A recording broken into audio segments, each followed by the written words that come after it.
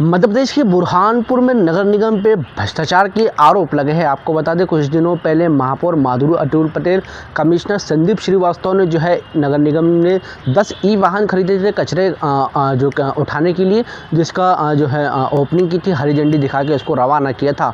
अब इसको लेकर जो है प्रेस वार्ता हुई और प्रेस कॉन्फ्रेंस में जो है नगर निगम पे इन 10 वाहनों पे करीब 30 लाख रुपए का भ्रष्टाचार करने का आरोप लगाया गया है। शिकायतकर्ता ने क्या कहा है प्रेस कॉन्फ्रेंस में, खुद सुनिए। देखिए, नगर निगम द्वारा महिंद्रा इलेक्ट्रिक जियो व्हीकल जो 10 वाहन नगर निगम ने खरीदे गए हैं, इनके अंदर जो वाहनों की कीमत है वो लोकल शोरूम से 3 लाख रुपए अधिक कर इन्होंने खरीद ली है। इसे घुमा फिरा के इन्होंने टेंडर के माध्यम से 3 लाख रुपए अधिक में खरीद ली गई, जिससे हमारा यही कहना है कि जो वस्तु कोई भी शासकीय विभाग किसी भी वस्तु को खरीदता है या किसी भी चीज़ का टेंडर निकालता है तो वो इसलिए कि उस विभाग को उसकी सुविधा मिले, कम से कम में मिले, चाहे सेवा हो या वस्तु हो।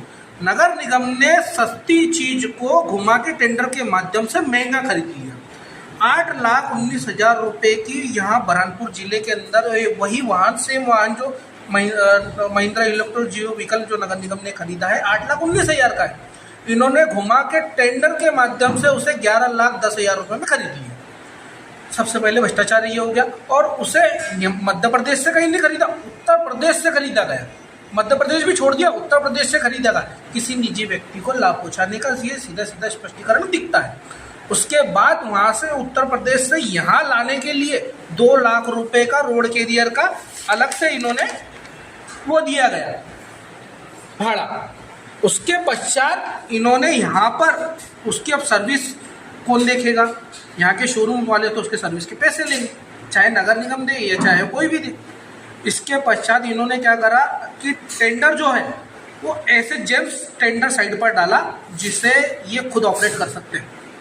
अपने निजी व्यक्ति को उसके टेंडर के कोड दिख सकते हैं और उनको बोल सकते हैं कि इससे कम कोड में टेंडर वार्ड डालो। ई टेंडर साइट पे इन्होंने टेंडर डालना चाहिए था। कभी आपकी मंशा गलत नहीं थी और आपकी मंशा कभी सही में सही रहती तो आप सीधा यहाँ से लोकल शोरूम से उसका टेंडर बुलवाते और उससे वहाँ से वाहन खरीद लेते। 30 लाख रुपए का इसके अंदर भ्रष्टाचार की दिखती है। आज 30 लाख रुपए मायने रखते हैं। आज 30 लाख रुपए में कितने हमारे कर्मचारी हैं जिनकी नगर निगम की आज पेमेंट, तनख्वाह और ये बोनस उनका तय हो जाता, उनको दिया जाता, कितने सुखी होते। जिसकी शिकायत हमने लोकायुक्त में, ईओडब्ल्यू में हमारे नितिन गौले जी द्वारा की गई है। उनके लोकायुक्त में इनके बयान भी हो चुके हैं।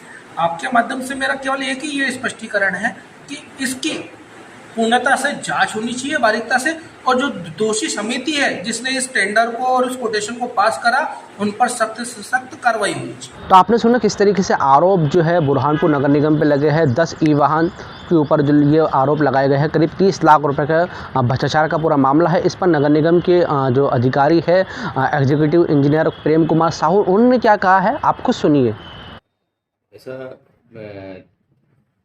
वाहन जो क्रय किए गए हैं ई व्हीकल, वो ऑनलाइन विधिवत निविदा जारी करके क्रय किए थे। 5 निविदाकार उसमें आए थे, जिसमें L1 जिसका आया था उसको निविदाकार को कारादेश जारी करके और वाहन क्रय किए थे। तो बुरहानपुर की कोई भी निविदा नहीं थी उसमें? मंदसौर की निविदा थी, MP की, बाकी सब बाहर की निविदाएं थी उसमें। क्योंकि शिकायतकर्ताओं का कहना है कि वही वाहन, वही मॉडल, वही कंपनी का बुरहानपुर में 8 लाख का है और वही वाहन अपन ने यूपी गुड़गांव से 11 लाख का खरीदा। वाहन यदि बुरहानपुर में किसी फर्म के पास था तो ऑनलाइन निविदा में उसको भाग लेना था। क्या कहीं चेक किया गया आपने खरीदते वक्त और अन्य जगह? जो निर्धारित प्राइस निर्धारित की गई थी उसी आधार पर की गई थी। इसमें एक आरोप और था कि ई टेंडर अगर निकालते तो वो सभी देख पाते, आपने जेम्स के माध्यम से निकाले तो वो केवल कुछ ही लोग उसको देख पाए।